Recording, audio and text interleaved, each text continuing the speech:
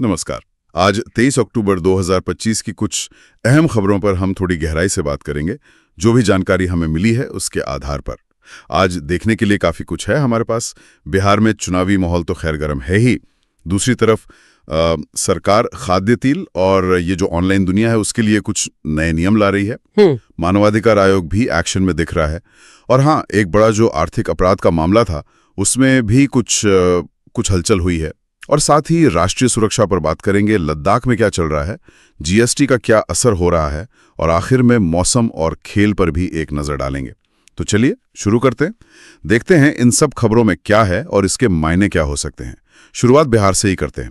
विधानसभा चुनाव का प्रचार तो अब बिल्कुल चरम पर पहुंच रहा होगा, क्यों? जी हाँ, बिल्कुल। माहौल पूरा बना हुआ है।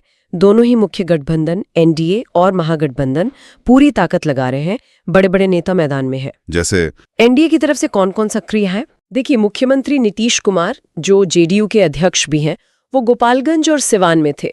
उनका तो मुख्य दावा यही है कि भाई एनडीए वापस आई तो बिहार विकसित राज्य बनेगा। विकास का ही नारा है। हाँ, विकास। और एनडीए के जो दूसरे सहयोगी दल हैं बीजेपी, एलजेपी, बीजेपी के वरिष्ठ नेता और उप मुख्यमंत्री सम्राट चौधरी, वो गयाजी और बांका में थे। वो वही डबल इंजन सरकार वाली बात दोहरा रहे थे कि केंद्र और राज्य मिलकर विकास को आगे बढ़ाएंगे। अच्छा। और लोक जनशक्ति पार्टी, मतलब रामविलास वाली, उसके अध्यक्ष चिराग पासवान खगड़िया में थे। उनका कहना है कि एनडीए को वोट मिला तो बिहार का स्वर्ण काल लौटेगा। तो कुल मिलाकर एनडीए की तरफ से विकास, निरंतरता, इसी पर जोर है। और दूसरी तरफ महागठबंधन, वहां क्या रणनीति दिख रही है? तेजस्वी यादव क्या कह रहे हैं? आरजेडी नेता तेजस्वी यादव का फोकस थोड़ा अलग है। उन्होंने साफ वादा किया है कि अगर महागठबंधन सत्ता में आया तो वो जीविका दीदियों और जो संविदा पर काम कर रहे हैं ना कर्मचारी, उनको परमानेंट सरकारी नौकरी देंगे। अच्छा, स्थायी नौकरी का वादा, ये तो बड़ा मुद्दा है। जी बिल्कुल। वो रोजगार और सामाजिक सुरक्षा का मुद्दा उठा रहे हैं। तो ये दिलचस्प हो गया, एक तरफ विकास, दूसरी तरफ रोजगार और स्थायी नौकरी। कांग्रेस का क्या रोल है इस गठबंधन में? कांग्रेस के जो चुनाव पर्यवेक्षक हैं अशोक गहलोत, वो तो महागठबंधन की एकता पर ही जोर दे रहे हैं। और बिहार कांग्रेस के जो प्रभारी हैं कृष्णा अलारू, वो सीधे बीजेपी और जेडीयू पर निशाना साध रहे हैं। क्या कह रहे हैं वो कह रहे हैं कि ये लोग, मतलब बीजेपी जेडीयू, जनता को गुमराह कर रहे हैं। उन्होंने रोजगार, पलायन, शिक्षा की जो हालत है उस पर सवाल उठाए हैं। तो साफ दिख रहा है दोनों गठबंधनों की अपनी अपनी पिच है। एक तरफ विकास, दूसरी तरफ रोजगार और सामाजिक न्याय, है ना? बिल्कुल। अच्छा, ये तो हुई वादों और रैलियों की बात। चुनाव प्रक्रिया में भी कुछ चल रहा होगा, नामांकन वगैरह। हाँ, एक जरूरी जानकारी ये है कि दूसरे और आखिरी चरण के लिए नाम वापस लेने का कल आखिरी दिन है। इस फेज में 20 जिलों की 122 सीटों पर 11 नवंबर को वोट पड़ने हैं। तो प्रक्रिया अपने हिसाब से आगे बढ़ रही है। और सुनने में आया कि 2 उम्मीदवारों के नामांकन रद्द भी हुए हैं। ये क्या मामला है? जी हाँ, 2 केस हैं। एक तो कैमूर जिले की मोहनिया सीट है, वो रिजर्व सीट है। वहां से आरजेडी उम्मीदवार थी श्वेता सुमन, उनका एससी सर्टिफिकेट वैलिड नहीं पाया गया। और दूसरा मामला पश्चिम चंपारण की वाल्मीकि नगर सीट का है। वहां जन सुराज पार्टी के उम्मीदवार थे दृग नारायण प्रसाद। वो सरकारी टीचर थे और उन्होंने इस्तीफा दिए बिना ही पर्चा भर दिया था। अच्छा, बिना इस्तीफे के? जी। तो ये दिखाता है कि जो स्क्रूटनी होती है ना नॉमिनेशन पेपर्स की, वो काफी सख्ती से हो रही है। जरा सी चूक और आप बाहर। सही बात है, नियम तो नियम है। चलिए बिहार से आगे निकलते हैं, जरा अर्थव्यवस्था से जुड़े कुछ नियमों की बात करते हैं। ये खाद्य तेल को लेकर सरकार ने कुछ बड़ा बदलाव किया है। वोपा आदेश, ये क्या चीज है? हाँ, ये असल में पुराना एक आदेश था, वनस्पति तेल उत्पादन और उपलब्धता विनियमन आदेश 2011। उसी में संशोधन किया गया है। अब इसे वोपा आदेश 2025 कह रहे हैं। अच्छा, 2025। तो मकसद क्या है इसका? देखिए, भारत का खाद्य तेल बाजार बहुत बड़ा है। तो बेसिकली सरकार की कोशिश है कि इस सेक्टर में थोड़ी और रेगुलेटरी निगरानी हो, पारदर्शिता बढ़े। मतलब सरकार अब ज्यादा करीब से नजर रखना चाहती है। कैसे करेगी ये? अब ऐसा है कि जितने भी खाद्य तेल बनाने वाले हैं या जो प्रोसेसिंग करते हैं, ब्लेंडिंग करते हैं, इस कारोबार से जुड़े सभी लोगों को एक सरकारी ऑनलाइन पोर्टल है, उस पर रजिस्टर करना जरूरी कर दिया गया है। सबके लिए अनिवार्य? जी, अनिवार्य है। और सिर्फ रजिस्ट्रेशन नहीं, उनको हर महीने अपना कितना प्रोडक्शन हुआ, कितना स्टॉक है, इसका ब्यौरा भी ऑनलाइन देना होगा। मंथली रिटर्न फाइल करना होगा। अच्छा, तो इससे सरकार को क्या फायदा होगा? क्यों कर रही है सरकार ये सब? उपभोक्ता मामले मंत्रालय का कहना है कि इससे उन्हें एकदम सटीक डेटा मिलेगा, वो भी रियल टाइम में। मतलब पता चलता रहेगा कि कितना तेल बन रहा है, कितना बाजार में है, स्टॉक कितना है। उनका मानना है कि इस जानकारी से वो जरूरत पड़ने पर बाजार में बेहतर दखल दे पाएंगे, नीतियां बनाने में आसानी होगी, शायद कीमतों को कंट्रोल करने या कमी को पूरा करने में मदद मिले। लेकिन क्या ये सब कर पाएंगे? खासकर जो छोटे उत्पादक हैं उनके लिए तो ये मुश्किल होगा शायद। हाँ, ये एक सवाल जरूर है। आदेश में तो साफ लिखा है कि अगर कोई रजिस्टर नहीं करता या रिटर्न नहीं भरता तो उसे उल्लंघन माना जाएगा और कार्रवाई भी हो सकती है। कार्रवाई भी? जी, पेनल्टी वगैरह। विभाग ने कहा है कि वो इंस्पेक्शन भी करेंगे, फील्ड वेरिफिकेशन भी करेंगे। मकसद तो यही है कि जो डेटा मिले वो भरोसेमंद हो। पर हाँ, छोटे कारोबारियों के लिए ये एक एक्स्ट्रा काम जरूर बढ़ गया है। देखते हैं लागू कैसे होता है ये। बिल्कुल, देखना होगा। अच्छा, नियमों की बात चली रही है तो ये आईटी नियमों में भी कुछ बदलाव हुए हैं। ये जो हमारी डिजिटल दुनिया है उस पे क्या असर पड़ेगा? जी, इलेक्ट्रॉनिक्स और आईटी मंत्रालय ने जो आईटी नियम 2021 थे ना, मतलब मध्यस्थ दिशा निर्देश और डिजिटल मीडिया आचार संहिता वाले, उनमें संशोधन किया है। इसे आईटी नियम संशोधन नियम 2025 कहा गया है। ये मध्यस्थ या इंटरमीडियरी, ये कौन होते हैं और इनके लिए क्या बदला है? मध्यस्थ मतलब मोटे तौर पे वो सारे ऑनलाइन प्लेटफॉर्म्स जो हमें आपको कंटेंट शेयर करने या देखने की सुविधा देते हैं, जैसे सोशल मीडिया कंपनियां हो गईं, मैसेजिंग ऐप, सर्च इंजन, ये सब। अच्छा, समझ गया। तो नए संशोधन से इनकी जो उचित परिश्रम दायित्व हैं, मतलब जो ड्यू डिलिजेंस ऑब्लिगेशंस हैं, उन्हें और मजबूत किया गया है। आसान भाषा में कहें तो उनकी जिम्मेदारी बढ़ाई गई है कि वो अपने प्लेटफॉर्म पर गैर कानूनी कंटेंट पर नजर रखें और नियम के हिसाब से एक्शन ले। लेकिन इसमें नया क्या है? ये तो पहले भी था शायद, खासकर वो जो नियम 3(1)D में संशोधन की बात हो रही है। हाँ, वो नियम 3(1)D वाला संशोधन अहम है। इसमें कुछ एक्स्ट्रा सेफगार्ड लाए गए हैं, ये पक्का करने के लिए कि जब ये प्लेटफॉर्म कोई गैर कानूनी कंटेंट हटाएं तो वो प्रक्रिया पारदर्शी हो, आनुपातिक हो, मतलब जरूरत से ज्यादा न हो, और जवाबदेह हो। मतलब मनमानी न हो। बिल्कुल, कि भाई कंटेंट क्यों हटाया, उसका स्पष्ट कारण हो और जिम्मेदारी तय हो सके। तो फिर कंटेंट हटाने का आधार क्या होगा? क्या ये प्लेटफॉर्म खुद तय करेंगे कि क्या गैर कानूनी है? नहीं, नियम के तहत अब ये है कि उन्हें कंटेंट हटाने के लिए या तो किसी कोर्ट का आदेश चाहिए होगा या फिर सरकार या उसकी कोई एजेंसी नोटिफिकेशन जारी करे कि भाई ये जानकारी गैर कानूनी है, इसे हटाओ, तभी हटाना होगा। अच्छा, कोर्ट का आदेश या सरकारी नोटिफिकेशन? जी, ये एक तरह से संतुलन बनाने की कोशिश है कि गैर कानूनी चीजें हटें भी, लेकिन जो फ्रीडम ऑफ स्पीच है उस पर बेवजह रोक ना लगे। मंत्रालय ने कहा है कि ये नए नियम अगले महीने की 1 तारीख से लागू हो जाएंगे। तो हाँ, ऑनलाइन स्पेस के रेगुलेशन में ये वाकई एक अहम कदम है। हाँ, ये संतुलन साधना तो हमेशा ही मुश्किल काम होता है ना। बिल्कुल। चलिए, अब नियमों से हटकर जरा जमीनी हकीकत पर आते हैं। मानवाधिकारों से जुड़े कुछ मामले सामने आए हैं। राष्ट्रीय मानवाधिकार आयोग NHRC काफी सक्रिय दिख रहा है। जी हाँ, NHRC ने 3 राज्यों में, केरल, मणिपुर और त्रिपुरा, वहां पत्रकारों पर कुछ हमले हुए थे कथित तौर पर, उन मामलों में मुख्य सचिवों को नोटिस जारी किया है। पत्रकारों पर हमले? जी, आयोग ने मीडिया रिपोर्ट्स देखकर खुद ही संज्ञान लिया है, जिसे सुओ मोटू कहते हैं, और 2 हफ्ते में डिटेल्ड रिपोर्ट मांगी है। इन हमलों के बारे में कुछ और जानकारी है? क्या हुआ था? रिपोर्ट्स के मुताबिक तीनों ही मामलों में पत्रकारों को चोटें आई थीं, उन्हें अस्पताल में भर्ती कराना पड़ा था, पुलिस ने केस भी दर्ज किए हैं। NHRC ने सिर्फ चीफ सेक्रेटरी से नहीं बल्कि तीनों राज्यों के DGP से भी पूछा है कि भाई जांच कहां तक पहुंची और आगे ऐसी घटनाएं ना हो, इसके लिए क्या कदम उठाए गए हैं। ये प्रेस की आजादी और पत्रकारों की सुरक्षा के लिहाज से जरूरी है। वाकई चिंता की बात है। और गुजरात से भी NHRC के नोटिस की खबर है, वो क्या मामला है? हाँ, गुजरात में एक दिव्यांग RTI एक्टिविस्ट की कथित मौत का मामला है। NHRC ने इस पर भी राज्य के मुख्य सचिव और DGP को नोटिस जारी किया है और इसमें भी खुद ही संज्ञान लिया है।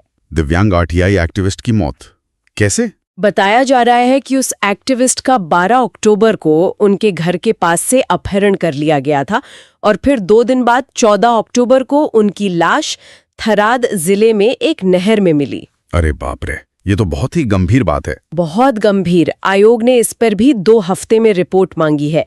ये मामला उन एक्टिविस्ट की सुरक्षा पर बहुत बड़े सवाल खड़े करता है जो आरटीआई जैसे कानून का इस्तेमाल करके सच सामने लाने की कोशिश करते हैं। उन्हें किन खतरों का सामना करना पड़ता है ये दिखाता है। सही कहा। इन घरेलू मामलों के बीच एक बड़ी खबर अंतर्राष्ट्रीय स्तर से भी है। वो जो भगोड़े कारोबारी हैं मेहुल चौकसी, उनके प्रत्यार्पण को लेकर कुछ हुआ है? जी, ये काफी अहम डेवलपमेंट है। बेल्जियम में एंटवर्प की एक अदालत ने मेहुल चौकसी के भारत प्रत्यर्पण को मंजूरी दे दी है। आपको याद होगा, चौकसी पर पीएनबी के साथ करीब 13,500 करोड़ रुपए की धोखाधड़ी का आरोप है। हाँ, बिल्कुल याद है। लेकिन चौकसी तो एंटीगुआ में थे ना, वो बेल्जियम कैसे पहुंच गए और वहां की अदालत ने क्या कहा? देखिए, चौकसी का दावा तो ये था कि उन्हें एंटीगुआ से किडनैप करके डोमिनिका ले जाया गया था। फिर वो किसी तरह बेल्जियम पहुंचे, वहां बेल्जियम के अधिकारियों ने उन्हें गिरफ्तार कर लिया था। अच्छा।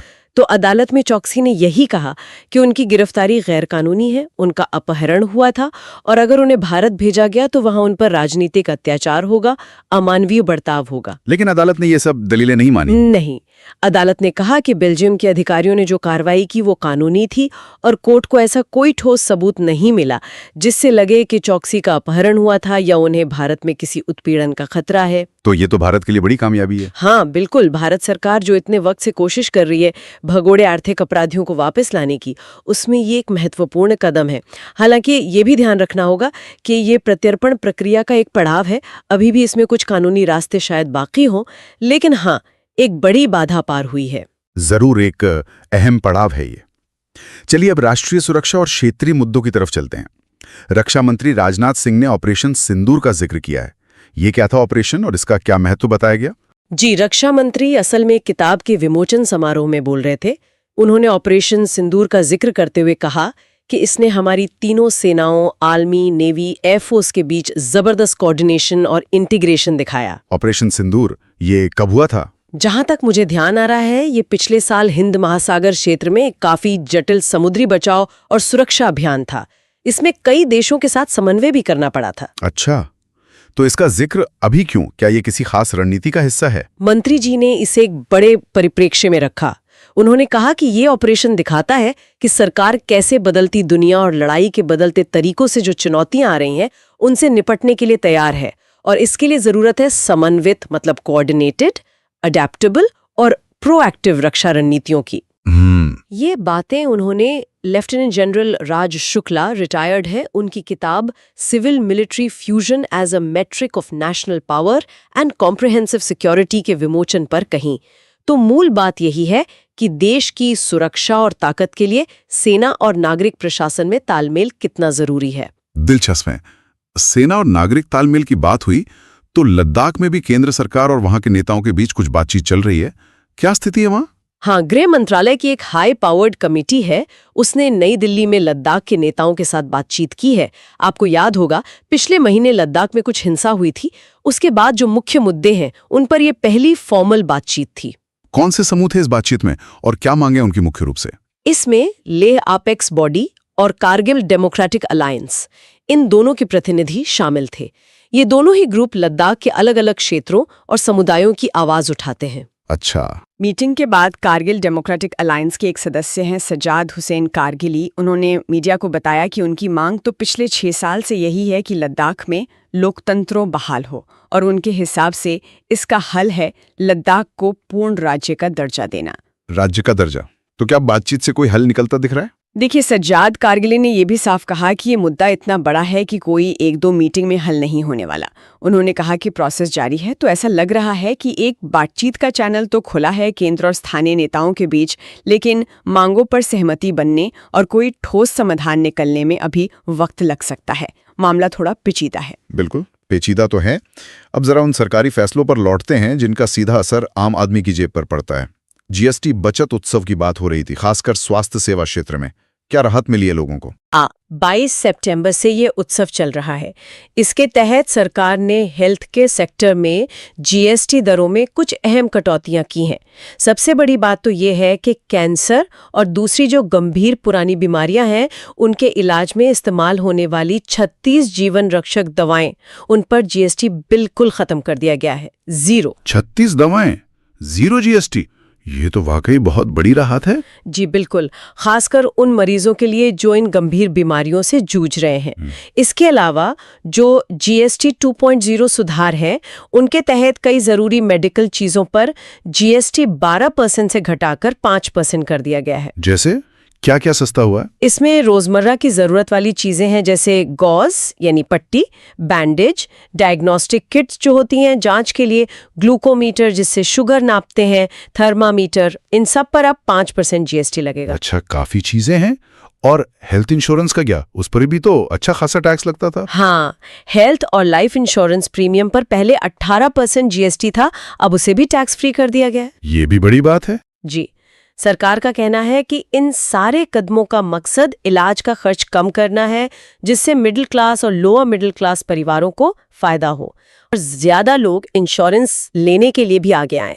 क्या इसका असर दिख रहा है जमीन पर? लोगों की क्या प्रतिक्रिया है? एक रिपोर्ट में किसी उपभोक्ता का बयान था, कमल गुरुंग नाम था शायद। उन्होंने कहा कि हाँ, जीएसटी सुधार के बाद दवाएं वाकई सस्ती हुई हैं और इससे लोगों को मेडिकल खर्च बचाने में मदद मिल रही है। तो लगता है कि शुरुआती असर था सकारात्मक है। ये देश के हेल्थ केयर सिस्टम को मजबूत करने की दिशा में एक कोशिश है। चलिए, ये तो अच्छी खबर है। अब कुछ और छोटी मगर अहम खबरें हैं, उन पर भी फटाफट नजर डाल लेते हैं। जी, पहली खबर रेलवे से है। छठ पूजा का त्योहार आ रहा है तो यात्रियों की बहुत भीड़ होती है। उसको देखते हुए भारतीय रेलवे अगले 5 दिनों में 1500 स्पेशल ट्रेनें चलाएगा। 1500 5 दिन में? जी, यानी रोज की औसतन 300 एक्स्ट्रा ट्रेनें। ये रेगुलर ट्रेनों के अलावा हैं, ताकि त्योहार पर घर जाने वालों को दिक्कत न हो। ये तो बहुत जरूरी कदम है, वरना स्टेशनों पर क्या हाल होता है हम सब जानते हैं। अच्छा, मौसम का क्या हाल है? कहीं बारिश वगैरह की चेतावनी है? हाँ, मौसम विभाग IMD ने कल के लिए रेड अलर्ट जारी किया है। आंध्र प्रदेश, उत्तरी तमिलनाडु, दक्षिणी आंतरिक कर्नाटक और केरल में भारी से बहुत भारी बारिश हो सकती है। रेड अलर्ट मतलब काफी ज्यादा बारिश? जी हाँ, बंगाल की खाड़ी में जो लो प्रेशर एरिया बना था, वो अभी भी तमिलनाडु तट के पास ही है। मौसम वैज्ञानिकों का कहना है कि तमिलनाडु के उत्तरी, अंदरूनी और तटीय इलाकों में और दक्षिणी आंध्र प्रदेश में भारी बारिश जारी रह सकती है। तो इन इलाकों में लोगों को सावधान रहने की जरूरत है। जरूर। और अंत में खेल जगत से क्या खबर है? महिला वनडे क्रिकेट वर्ल्ड कप चल रहा है। इंदौर में ऑस्ट्रेलिया और इंग्लैंड का मैच हो रहा था। इंग्लैंड ने पहले बैटिंग करके 245 रन बनाए थे। जब आखिरी खबर मिली थी, तब ऑस्ट्रेलिया पीछा करते हुए 37.2 ओवर में 4 विकेट पर 210 रन बना चुका था। अच्छा, मतलब मैच फंसा हुआ था। वो देखना होगा। चलिए, तो ये थी आज की कुछ अहम सुर्खियां और उन पर हमारी ये बातचीत। हमने देखा बिहार चुनाव में वादों की कैसी झड़ी लगी है, वहीं केंद्र सरकार खाद्य तेल और इंटरनेट की दुनिया में नियमों को कस रही है। मानवाधिकार आयोग एक्शन में है तो मेहुल चोकसी मामले में एक कानूनी कामयाबी मिली है। रक्षा रणनीति से लेकर लद्दाख की बातचीत और जीएसटी से मिली राहत तक कई अलग अलग पहलुओं पर हमने गौर किया। जी हाँ, बिल्कुल। और इन सभी खबरों को अगर एक साथ रखकर देखें तो एक बात शायद उभर कर आती है कि अलग अलग क्षेत्रों में पारदर्शिता और जवाबदेही की मांग लगातार बढ़ रही है ना? चाहे वो चुनावों में नेताओं की जवाबदेही हो, या कंपनियों की नियमों के प्रति, या फिर सरकारी एजेंसियों की मानवाधिकारों के प्रति, या आर्थिक अपराधियों की कानून के प्रति, हर तरफ ये मांग दिख रही है। सही बात है। लेकिन सोचने वाली बात ये है कि इस बढ़ती हुई मांग को हकीकत में बदलने में, इसे जमीन पर उतारने में असली चुनौतियां क्या है? क्या सिर्फ नियम बना देना काफ़ी है, या असली परीक्षा उनके असरदार तरीके से लागू होने में है? इस पर शायद सोचने की ज़रूरत है। बहुत सही मुद्दा उठाया आपने। ये सवाल हम अपने सुनने वालों के लिए छोड़ते हैं। इस बातचीत में शामिल होने के लिए आपका बहुत बहुत धन्यवाद। धन्यवाद।